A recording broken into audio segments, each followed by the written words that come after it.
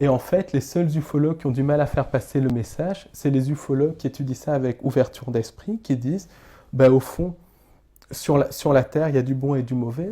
Au fond, chez les extraterrestres, il y a du bon et du mauvais. Et qu'on est manipulé par des forces étrangères, qui est là depuis des millénaires et des millénaires. C'est les ufologues qui ont, comme par hasard, le plus de mal à avancer.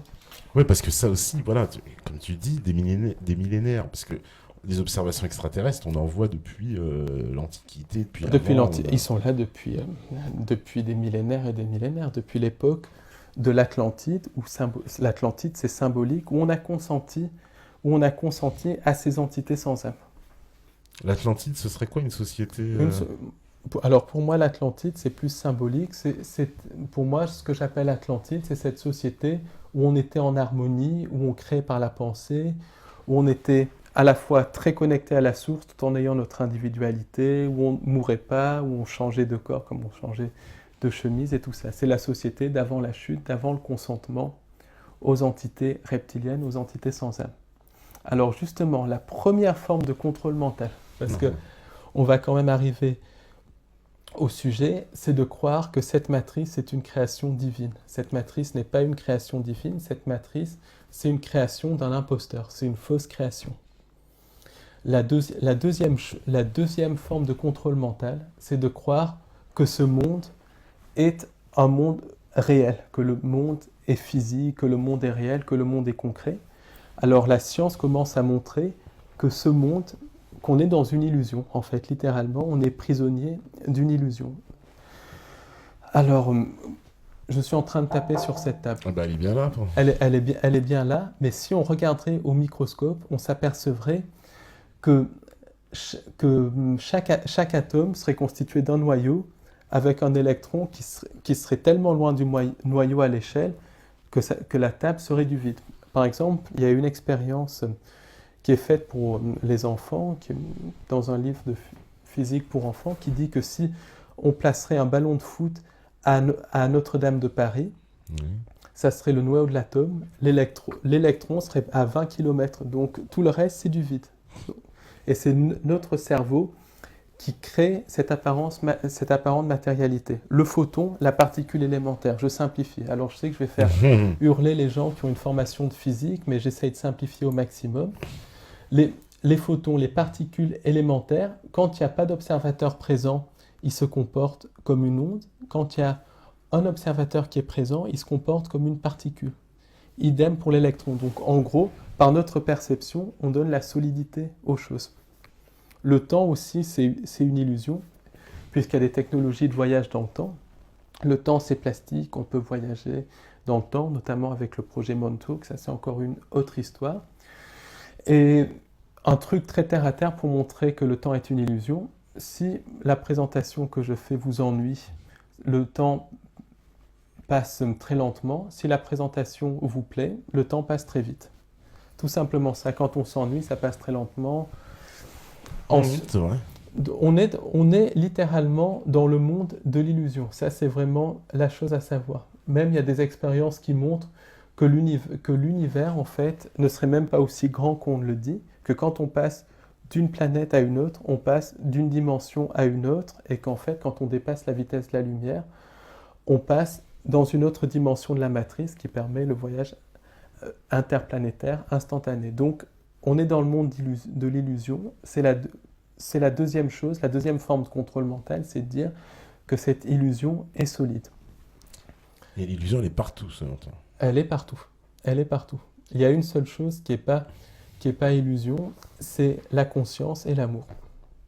Et le vrai amour, parce qu'il y a le faux amour, l'amour de la matrice, et le vrai amour qui est au-delà de tout. Et la conscience, quand on est vraiment conscient, on voit les choses, on perçoit les choses. Et quand tu me dis tout serait faux, c'est-à-dire quoi? C'est nous, en projetant notre regard, qui allons donner vie, corps aux choses? Alors, justement, c'est là où on en vient au contrôle mental. Par notre formatage, on va percevoir le monde tel qu'on a été formaté de le percevoir. Un exemple concret.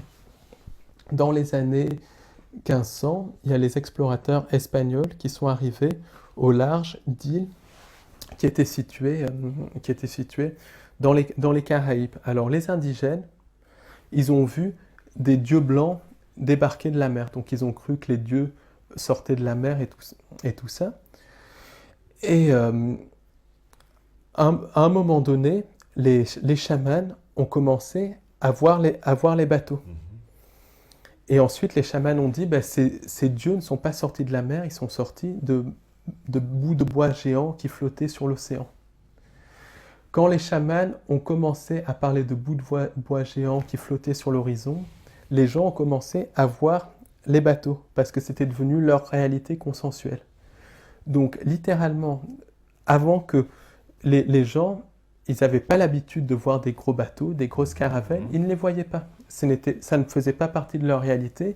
Quand les chamans, donc qui étaient un petit peu les grands prêtres de la société, ont dit que les bateaux pouvaient exister, ils ont commencé à voir les bateaux. Un autre exemple, c'est des Papous, donc en Papouasie-Nouvelle-Guinée, dans les années 50, il y avait des missionnaires anglais qui leur montraient des films sur l'hygiène pour les occidentaliser. Occidentalisation, ça veut dire coloniser, ça veut dire, entre parenthèses, détruire le mode de vie traditionnel.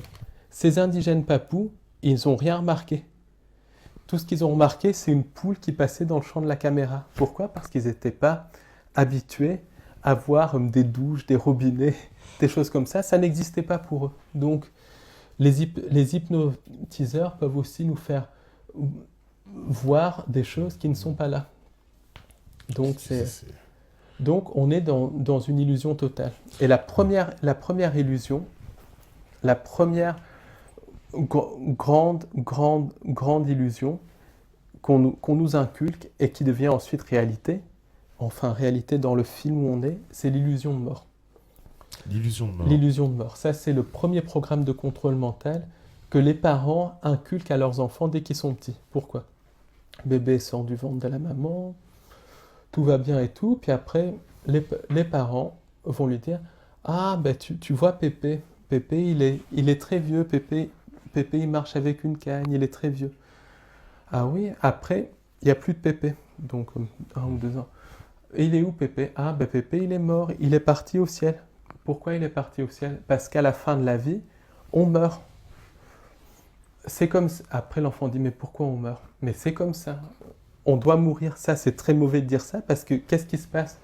Quand les parents disent ça à l'enfant, ils déclenchent dans le subconscient le programme de mort qui va déclencher les gènes du vieillissement et ça va déclencher le processus de mort. Ensuite, la programmation est renforcée par l'école. Quand les enfants sont à l'école,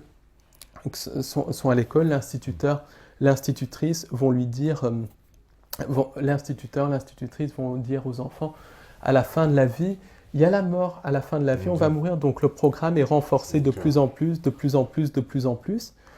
Ensuite, c'est renforcé tout au long de notre vie. Ensuite, quand quelqu'un a 20 ans, tu commences à vieillir, tu as un cheveu blanc. Et de fil en aiguille, c'est le programme de la mort qui est renforcé de plus en plus. Ça, c'est la première illusion. Donc, un programme de la mort, c'est-à-dire quoi ? C'est une espèce de quoi ? De compte à rebours qui s'enclenche ? Exactement. Le subconscient est programmé à mourir. Le subconscient est très connecté à l'ADN. Le subconscient agit sur l'ADN et les gènes de mort se déclenchent. Et les gens peuvent très souvent se programmer leur mort. Il y a beaucoup de gens, par exemple, qui disent qu'ils sont en parfaite santé. J'ai eu 2-3 cas dans mon entourage, des gens en parfaite santé, ils partent à la retraite et ils disent « Moi, quand je serai à la retraite, j'ai pas envie de vivre, je vais mourir après la retraite. » Ils meurent 1 mois, 2 mois après la retraite, comme si il se déclenchait un programme. Après, un membre de ma famille avait dit « Après 80 ans, on n'est plus rien. » Alors que c'était quelqu'un en parfaite santé, une dame en parfaite santé qui faisait même de la trottinette et tout ça, le jour de ses 80 ans. Je dis bien, le jour de ses 80 ans, elle a dit « À partir de 80 ans, on est vieux. On est vieux, on est fini. » Elle a développé un cancer de l'ovaire et elle a développé une maladie d'Alzheimer en l'espace de 1 an. Elle est morte peu de temps après. Comme s'il y avait quelque chose, comme si quelque chose se déclenchait. Les gens se programment littéralement à mourir. Ça, c'est une chose qu'il faut bien comprendre. C'est pour ça qu'on peut voir des gens, des fois, très jeunes, avec des cheveux blancs. Alors, il y a d'autres choses aussi, mais moi je dirais pas les cheveux blancs, ça c'est très caricatural, mais il y a des gens qui ont 20 ans, on croirait qu'ils ont 80 ans, parce qu'ils Ouais. sont littéralement programmés un vieillissement. Ensuite, il y a les gens qui rentrent dans le programme des bons parents, donc ils ont un enfant, ils prennent un coup de vieux parce qu'il faut être ou plus vieux, plus mature pour avoir Mhm. des parents. Des gens, quand ils deviennent grands-parents et tout, qui sont dynamiques, leur petit enfant naît, hop, ils se font le programme bon grand-père, bonne grand-mère, et ils prennent un coup de vieux tout de suite. Ça, c'est des programmes littéralement dans la matrice. Eh bien, on va faire une petite pause. Si la régie, elle est prête. Elle est prête, c'est magnifique. On fait une petite pause, puis on revient juste après. Oui, j'ai vu vos questions. De toute façon, vous savez très bien qu'on va les poser après. Donc voilà, bah, la régie, elle est prête. À vous, la régie. Ok, de retour sur la Libre Antenne, saison 2, toujours avec Paul Ponceau. Alors, voilà, beaucoup de réactions. Alors bon, ils sont un peu d'humeur trolleuse, hein, tu vois, sur certains commentaires. Mais bon, bah voilà, hein, c'est... Alors, il y a toujours la question, effectivement, les reptiliens, c'est un sujet qui est hautement, à chaque fois, on va dire, décrédibilisé. Parce qu'on dit il y a une espèce d'impossibilité. C'est quoi? C'est la dissonance cognitive? Parce que c'est vrai, bon, on est prêt à entendre beaucoup de choses, mais dès qu'on nous dit, bah oui, il y a un monde gouverné par des entités interdimensionnelles, reptiliennes, bon, on le voit dans certaines fictions, on va dire, hollywoodiennes. Hein, je pense à diverses séries ou divers films, mais entre autres une série même comme The Fringe, qui reprend un peu les concepts d'entités extradimensionnelles qui traversent comme ça les passages. D'ailleurs, dans le film, il y a une espèce de porte comme ça Ouais, entre... des programmations prédictives, des choses comme... Alors déjà, ce que je veux vraiment dire pour les auditeurs de Méta TV, Oui. c'est que ce que je donne, c'est tout simplement de l'information, c'est à prendre ou à laisser. Mais de toute façon, que ça soit pris ou laissé, la vérité est la vérité, mais chacun en fait ce qu'il veut. C'est pas à moi de dire ce que les gens doivent prendre ou pas prendre. Puis voilà, c'est ça. Alors, pour ce qui est des reptiliens, c'est déjà une constante. Il y a cette notion de reptilien, comme on a dit, qui revient constamment. Et beaucoup de gens qui ont été, par exemple, victimes de rituels sataniques, qui ont eu des contacts, des rencontres rapprochées avec des entités extraterrestres, décrivent cette forme reptilienne, reptoïde, de type reptilien, de type gris et tout ça. Donc c'est une constante qui revient constamment. Même le démon, dans l'Antiquité, était représenté comme des serpents, les djinns aussi Oui, étaient souvent, représentés ouais. comme des serpents. Il y a une peur du serpent qui est universelle chez tous les êtres, et ça s'explique pas par le fait que le serpent soit un animal venimeux, puisque même des serpents non venimeux créent une peur chez tous les mammifères. Il y a même un éléphant, quand il voit un serpent, il va s'arrêter au milieu du chemin. Les humains, il y a une peur du serpent qui est universelle, donc ça réveille certaines mémoires, certaines choses en nous. Pourquoi? Parce que ce sont eux qui nous ont génétiquement modifiés. Et c'est quoi pourquoi on appelle là, justement le cerveau reptilien? Parce que ça a un rapport? C'est ça, c'est le cerveau qui est basé sur la peur, sur l'agression, sur l'agressivité, sur la domination de l'autre. C'est le cerveau qui contrôle la plupart de nos émotions. Et c'est celui-là qui Ce- interagit c'est- beaucoup en ce moment. C'est pour ça qu'il y a cette violence dans la société. un peu Exactement. de bataille. Alors en fait, c'est le cerveau reptilien et le cerveau gauche qui sont complètement programmés pour être surexprimés, alors que le cerveau droit, le néocortex, donc le cerveau qui nous donne notre humanité, le cerveau de l'amour, le cerveau de la gentillesse, le cerveau du bonheur, le cerveau de l'empathie, tout est fait dans la société pour déprogrammer notre cerveau droit. Par exemple, le système scolaire va introduire un esprit de compétition dès le plus jeune âge, où il faut écraser l'autre. Ouais, tout à fait, ouais. Par exemple, si quelqu'un a des capacités artistiques, il va être considéré comme un nul, il va être mis à l'écart parce qu'il n'est pas bon en maths, pas bon en littérature et tout ça. Et ça va être fait pour littéralement casser les gens qui ont le cerveau reptilien droit, qui est plus développé que le gauche. Et ça va être fait aussi pour provoquer un développement beaucoup plus important du cerveau gauche par rapport au cerveau droit. Donc, on en vient justement à l'autre grand contrôle mental de la société, les 3 grands contrôles mentaux de la société. Eh ben, c'est l'éducation, la science et la religion. Alors, Beau programme, ouais. déjà, la religion. Alors, basiquement, toutes les religions, quelles qu'elles soient, sont basées sur la religion babylonienne. La religion babylonienne, c'était basé sur quoi? C'était basé sur le culte solaire, le culte de Saturne, Saturne qui est pour diverses raisons associé à Satan, associé au diable, le culte des entités reptiliennes, On nous accusait d'être saturnistes à vous, c'est pour ça que ça me fait penser. le culte des entités sans âme aussi, culte des entités reptiliennes, culte des entités sans âme, culte de Sirius. Donc Sirius est associé avec les entités sans âme. Est-ce qu'ils viennent de Sirius? Est-ce qu'il y a une connexion avec Sirius? Toujours est-il que ces entités reptiliennes sont associées avec Sirius. On n'a qu'à voir ça dans la mythologie Dogon au Mali, donc Oui, l'étoile Dogon. qu'on voit partout. Alors, surtout que les Dogons, petite précision, ils avaient découvert qu'il y avait une double Sirius, parce que Sirius c'est une étoile double en fait. Même 3 Sirius. Il y en a même 3. Il y en a même. Ils avaient découvert qu'il y avait 3 étoiles, que c'était un système ternaire. Alors c'est quelque chose qu'on le sait depuis très peu qu'on de le sait temps. depuis une quarantaine ou une oui, cinquantaine voilà. d'années. Donc ça, ils ont eu ces connaissances de quelque part. Et ils vénéraient le dieu créateur du monde, qui était basiquement un crocodile, encore une fois. Ouais. Alors qu'ils habitaient en plein désert malien où il y a très peu de crocodiles. Oui. Même s'il y a quelques populations, il y en a très très peu. Rien de significatif. Oui, donc c'est vrai que et puis, ce mythe de ce dieu-là, on le retrouve dans beaucoup de pays d'Afrique, je confirme. Oui, on le retrouve. Après, il y a le culte de la lune, le culte aussi du sacrifice humain, le culte du cannibalisme. On n'a qu'à voir dans la religion chrétienne, symboliquement, les croyants vont boire le sang du Christ, Et manger l'hostie qui est le corps, manger qui est ceci le est corps mon du corps, Christ. buvez ceci est mon sang. Ouais.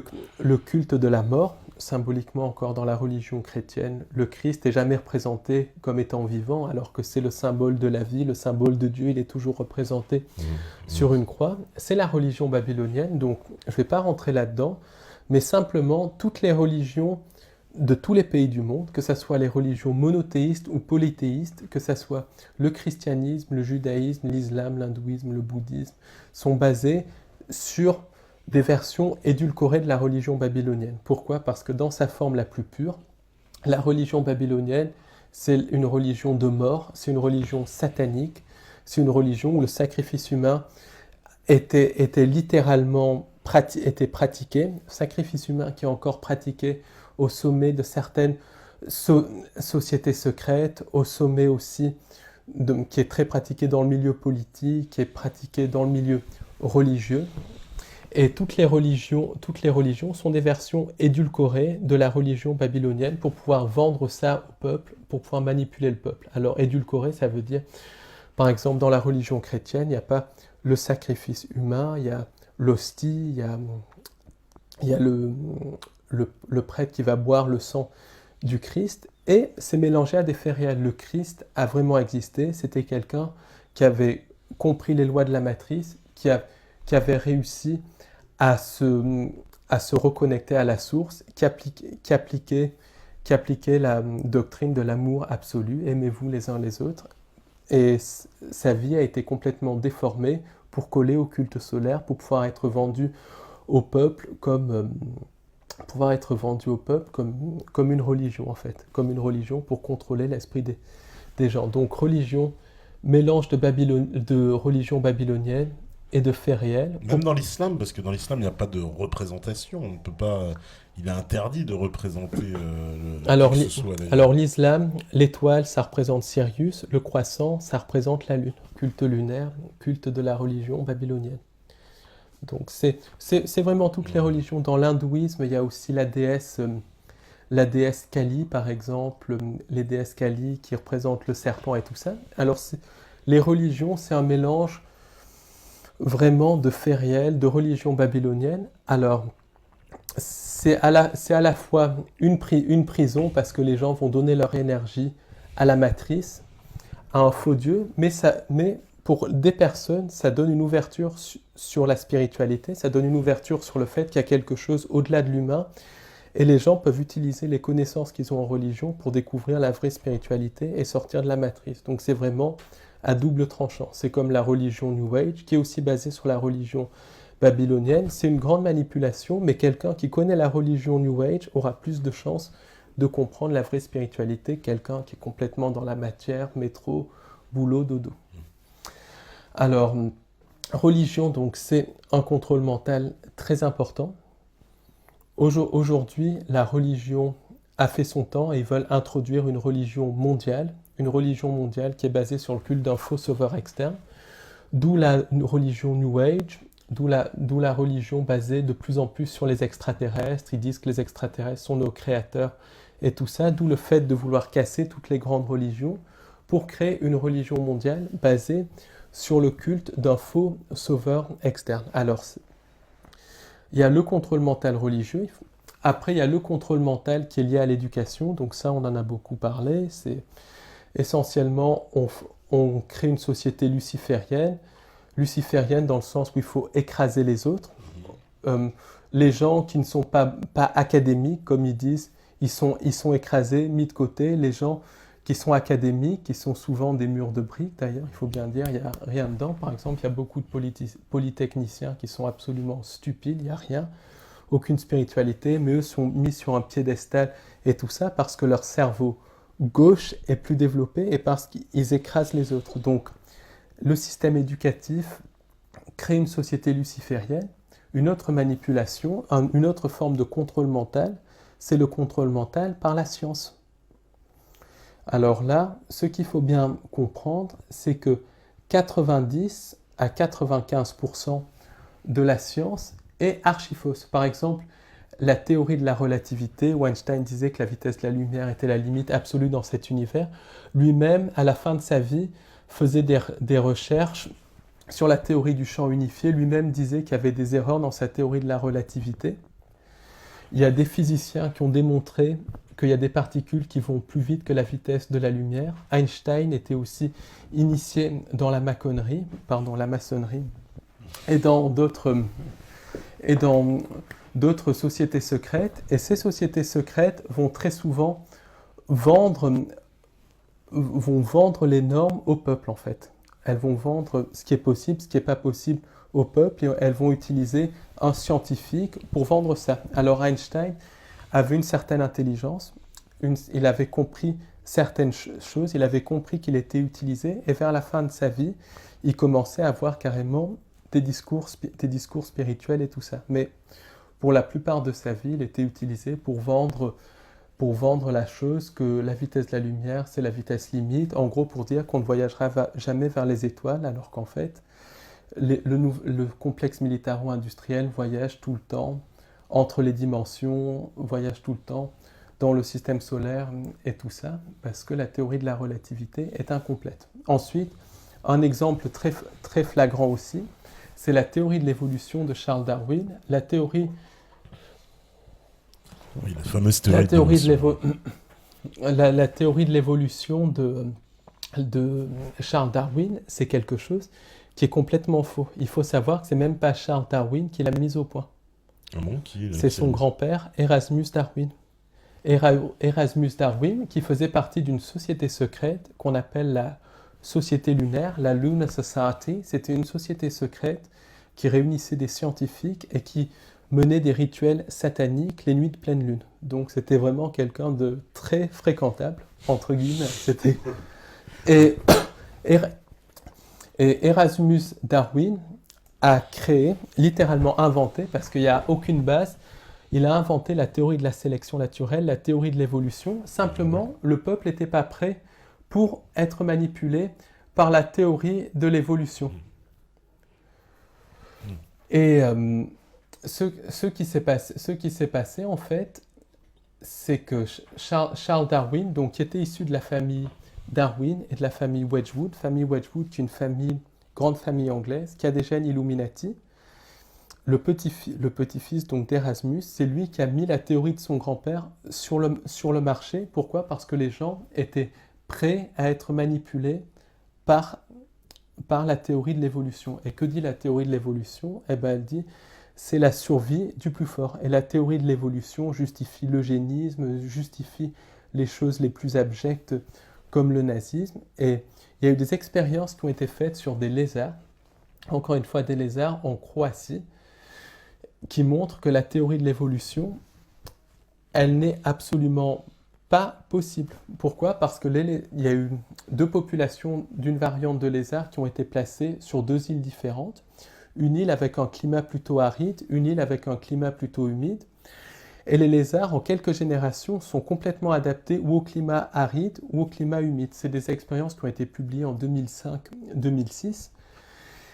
Et normalement, ça aurait dû se faire sur beaucoup plus de générations, sur 100 ou 200 ans l'adaptation. Là, elle s'est faite en quelques années. Donc ça montre que ce n'est pas l'environnement qui sélectionne le lézard, mais le lézard qui s'adapte à l'environnement. Autrement dit, on peut tous s'adapter à notre environnement. Et ce n'est pas l'environnement qui nous choisit, qui nous adapte. Et encore une fois, la théorie de l'évolution est faite pour enlever à l'homme son pouvoir, pour dire que l'environnement fait une pression sur nous alors qu'on peut s'adapter à quasiment n'importe quel environnement. Alors une autre manipulation, c'est la manipulation de la mafia médicale. Alors vous avez vu, je crois, Claire Sévrac, Oui, Claire Sévrac, une femme de talent qui a écrit un très bon livre sur la mafia médicale. Alors simplement, il faut savoir que 80% de la médecine, 90% de la médecine moderne, c'est complètement bidon, c'est basé sur du vent et c'est basé sur une imposture. Et l'imposture, c'est la théorie de Pasteur l'imposteur. Ah oui, alors Pasteur, il est très souvent remis en cause. Ah oui, plus que remis en. Puisque c'est un peu l'homme qui a porté tout le sens de la médecine sur les microbes et sur on va dire, le côté bactérie. Or, beaucoup de médecins remettent en cause que c'est un paradigme qui empêche la médecine d'évoluer. C'est ça. Oui. La théorie de Pasteur, basique, la théorie de Pasteur, en fait, c'est tout simplement une affabulation. Pourquoi? Parce que Louis Pasteur avait les bonnes connexions. Il était initié dans la franc-maçonnerie, il était dans les petits souliers de Napoléon III, et la France avait besoin d'un chercheur pour faire concurrence à la chimie allemande. Donc Pasteur a été mis sur le marché. Simplement, Pasteur n'a rien découvert du tout. Il a volé beaucoup de ses découvertes à des scientifiques, notamment à Béchamp, notamment aussi à Toussaint et Galtier. Alors par exemple, Pasteur disait que le vaccin même le vaccin contre la rage de Pasteur a été volé à d'autres chercheurs, et le vaccin contre la rage de Pasteur ne reposait sur aucune base solide. Par exemple, il faut savoir que au moins un des patients que Pasteur a soi-disant soigné de la rage, Joseph Meister, n'était même pas atteint de la rage. Et plusieurs personnes sont mortes à cause des vaccins de Louis Pasteur. Alors il y a eu même une plainte qui a été déposée contre Pasteur d'un petit garçon qui était mort de la rage. Des analyses ont été faites et le garçon était mort de la rage du lapin. Or la rage du lapin était utilisée dans les vaccins de Pasteur. Il y a le mythe des Russes de Smolensk, donc tous les Russes de Smolensk qui étaient vaccinés contre la rage auraient soi-disant survécu après avoir été mordus par des chiens enragés. En fait, tous ceux qui avaient été vaccinés contre la rage par le vaccin de Pasteur sont morts. Pourquoi? Parce que la vaccinologie repose sur rien. Le vaccin repose sur un microbe qui provoque une maladie et qui se traite par un vaccin. Donc ça rapporte beaucoup d'argent au complexe, au laboratoire pharmaceutique, au cartel pharmaceutique. En réalité, les maladies dépendent du terrain de la personne, de l'état psychique et du terrain de la personne.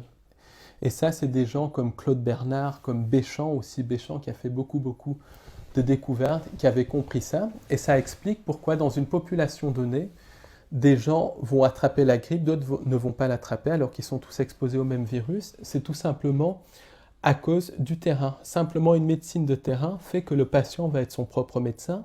Ce n'est pas lucratif pour les laboratoires pharmaceutiques, donc il vaut mieux vendre la médecine pastorienne. Ensuite, dans les vaccins donc, qui sont issus de Pasteur. Alors, entre parenthèses, beaucoup de gens disent que Pasteur a inventé le vaccin, mais la vaccination a été inventée par les Chinois au Xe siècle qui pratiquaient la variolisation, c'est-à-dire qui faisaient respirer du pus de personnes qui avaient, qui avaient guéri de variole à des gens pour essayer de faire en sorte qu'ils n'attrapent pas la variole. La vaccination vient des Chinois et pas de Pasteur. Et dans tous les vaccins commercialisés à l'heure actuelle, il y a une présence d'aluminium, de barium, une présence de liquide issu de fœtus avortés, de sérum de veau, de cellules de rein de singe, de virus cancérigènes de singe. Donc, et en plus, les vaccins ne respectent pas les voies naturelles de l'immunité. Donc, les vaccins ne permettent pas de créer une immunisation contre la maladie. D'ailleurs, on le voit avec la rougeole, par exemple. Des gens qui ont été vaccinés contre la rougeole vont avoir des rougeoles parce que les vaccins ne permettent pas de créer une immunité. Ce qui crée une immunité, c'est essentiellement le terrain de la personne. Alors que les vaccins détruisent le terrain. Et l'aluminium va notamment agir sur le cerveau, va être neurotoxique et va favoriser la mise sous contrôle mental des gens. D'ailleurs, il y a une composition similaire entre les vaccins et les chemtrails. On reviendra un petit peu plus tard sur les chemtrails. Alors, une autre manipulation de la médecine, c'est par exemple la cancérologie. On dit qu'on guérit un cancer sur 2 et tout ça, mais il faut savoir que d'après Laurent Schwartz, qui était un ancien directeur de des cliniques parisiennes, un directeur de cancérologie, il y a moins de 5% des cancers qui sont guéris par la chimiothérapie, et même dans des cancers comme la maladie de Hodgkin, qui soi-disant se soignent par la chimiothérapie, 40 ou 50% des gens traités pour la maladie de Hodgkin vont mourir à cause des effets secondaires de la chimiothérapie. Et ça, c'est des études tout à fait officielles, des études qui sont publiées dans PubMed et tout ça. Chez les survivants de la maladie de Hodgkin, 40% de la population, 40% des femmes traitées pour la maladie de Hodgkin développeront un cancer du sein dans les 20 ans à venir. Et le cancer du sein n'est pas dû à la maladie, mais est dû au traitement de la maladie. D'accord, ouais, ça arrive souvent. Il y a pas mal de réactions, évidemment. On me dit, la polio, le tétanos, c'est dans la tête. Vous confondez peut-être avec une certaine maladie qui sont effectivement psychosomatiques. C'est vrai que la polio, le tétanos, ça marche ou pas alors, pas du tout. La polio, alors la polio, par exemple, la poliomyélite, essentiellement est due à des intoxications par les organophosphorés, à des intoxications par certains métaux lourds. Ce qui a expliqué les pics de poliomyélite dans les années 50 s'explique par l'utilisation du DDT. Le DDT qui est un neurotoxique. Alors, ce qu'ils ont fait, c'est que dans les années 55, ils ont ensuite créé un vaccin contre la polio. Et pour faire diminuer le nombre de cas de poliomyélite artificiellement, ils ont dit qu'une paralysie qui durait plus de 2 jours était un cas de polio avant le vaccin. Quand le vaccin a été mis sur le marché, la paralysie devait durer plus d'1 mois ou plus de 100 jours. Donc, ils ont fait baisser artificiellement le nombre de cas de poliomyélite. Ensuite, ce qu'ils ont fait, c'est qu'ils ont changé le nom de la maladie. Par exemple, la poliomyélite dans les années 50 s'appelait poliomyélite. Aujourd'hui, ils appellent ça paralysie flaccide, syndrome de Guillain-Barré, qui est d'ailleurs dû au vaccin. Ils appellent ça virus West Nile aux États-Unis, maladie à entérovirus. Donc, ils changent le nom, mais la maladie reste bien là. Donc, comme la variole, par exemple, il y a encore des cas de variole. En Afrique, mais ils appellent ça la variole du singe, la monkeypox. D'accord. Et les épidémies, de toute façon, il y a une tendance des épidémies de disparaître d'elles-mêmes. Alors, il y a un cas concret, c'est les épidémies de Suède dans les années 50, dans les années 1550 en Angleterre et dans le nord de la France. Ouais. C'était des fièvres où les gens se mettaient à suer, où ils avaient des hémorragies et où ils mouraient en quelques jours. Alors, on voyait très bien que c'était une maladie de terrain. Elle frappait essentiellement les gens de classe aisée. Les pauvres étaient moins touchés. Donc là, on voit très bien qu'il y avait quelque chose dans le terrain qui favorisait la maladie. Anne Boleyn, la reine d'Angleterre, la femme de Henri VIII, a été victime de cette maladie et elle en a survécu. Et puis, sans vaccin, sans rien, la Suède a disparu pour ne jamais revenir. Il y a un autre exemple plus proche de nous, c'est l'encéphalite épidémique.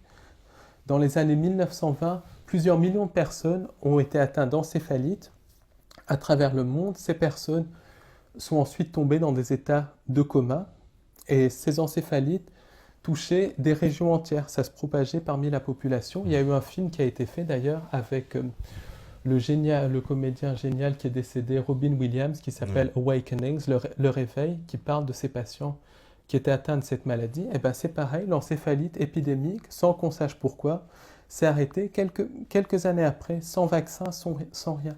Donc c'est quoi? C'est la nature qui fait son chemin? Alors, il y a des épidémies qui sont naturelles, il y a des épidémies qui sont provoquées par l'homme. Et à l'heure actuelle, de plus en plus d'épidémies sont provoquées par l'homme. Par exemple, l'épidémie d'Ebola, qui sévit actuellement en Afrique de l'Ouest, est purement provoquée. C'est une arme bactériologique, donc il y a plusieurs niveaux à ça.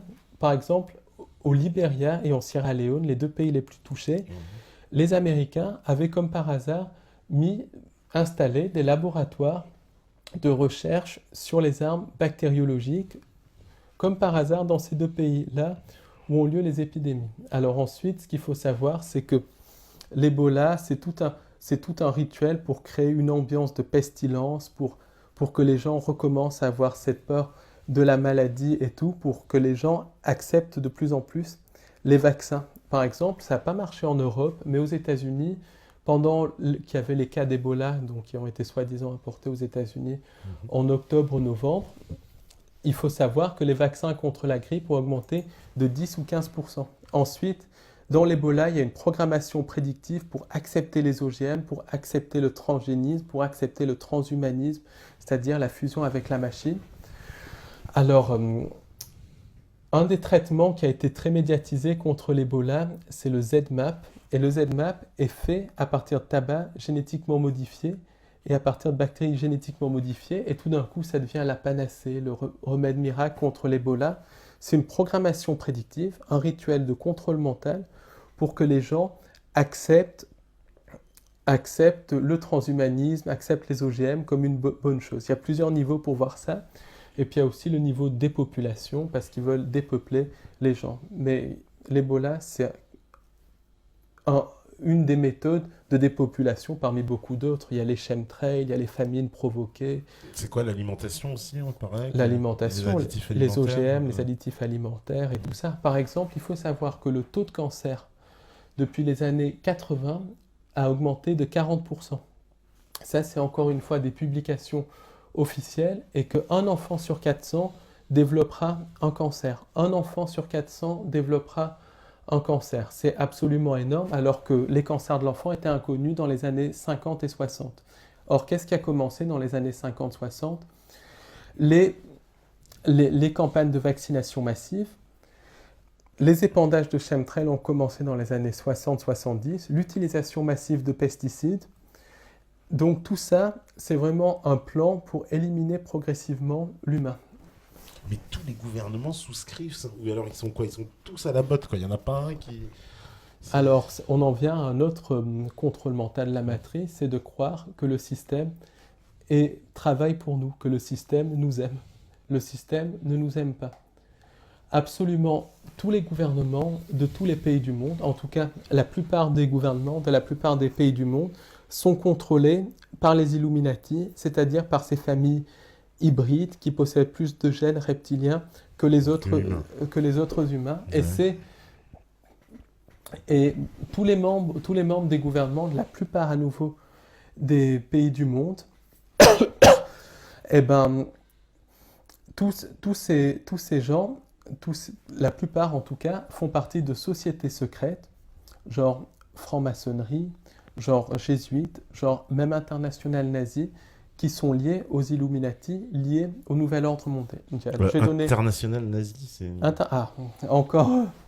Parce que tu balances des trucs, je suis obligé d'arrêter. C'est ça, on va y venir, parce que ça c'est très important. Globalement, à la fin de la guerre, dans les années 43-44, plusieurs personnes autour d'Hitler, en particulier Martin Bormann, en particulier aussi plusieurs généraux, plusieurs scientifiques nazis, ont vu qu'ils étaient en train de perdre la guerre. Seconde Guerre mondiale, donc qui était financée par les Illuminati, par les lignées Windsor, les lignées Rothschild et les lignées Rockefeller, qui finançaient à la fois les Alliés, les nazis. Et les nazis. Après un début de la création des nazis, c'était justement de créer une sorte de société secrète qui développerait certaines technologies. Donc, à la fin de la guerre, Martin Bormann et beaucoup d'autres ont commencé à créer une internationale nazie. Alors, en gros, ils ont essaimé dans l'Europe qui était encore occupée et ils ont commencé à créer des sociétés, créer des petites entreprises, créer des centres de recherche avec des locaux des pays pour avoir une sorte d'implantation en Europe. Ensuite, ça a essaimé comme un cancer vers les États-Unis, même vers l'URSS, il faut le savoir aussi, vers la Chine, vers l'Égypte, vers un petit peu tous les pays.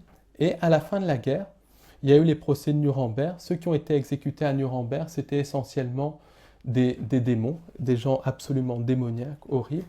Mais c'était la face visible des nazis, les gens qui avaient joué leur rôle en fait, qui avaient joué leur rôle, le rôle voulu par les Illuminati, qui n'avaient plus de rôle à jouer, ceux-là ont été exécutés. Mais les nazis, ceux qui tiraient vraiment les ficelles, ceux qui avaient accès à la connaissance, ils ont été exfiltrés. Ils ont été exfiltrés vers l'Amérique du Sud, vers l'Amérique du Nord. Exfiltrés par qui? On va y arriver. Vers l'URSS, vers la Chine, vers la Chine. La Chine, vers la Chine. La Chine maoïste, parce que là on est en... Pas la Chine, vers le Japon. Ah. Vers le Japon, vers l'Asie, vers aussi les pays arabes, l'Égypte en particulier, mais un petit peu partout dans le monde, comme un cancer qui s'est répandu dans le monde. Qui c'est qui les a exfiltrés? L'armée américaine, la CIA, par l'intermédiaire du projet Paperclip, qui est très connu. et le Vatican par l'intermédiaire des Ratlines. Voilà. Où ils sont partis? Ils sont partis en Amérique latine, en particulier en Argentine, au Brésil, en Amérique du Nord, en Russie, en France, ils sont partis un petit peu partout. Et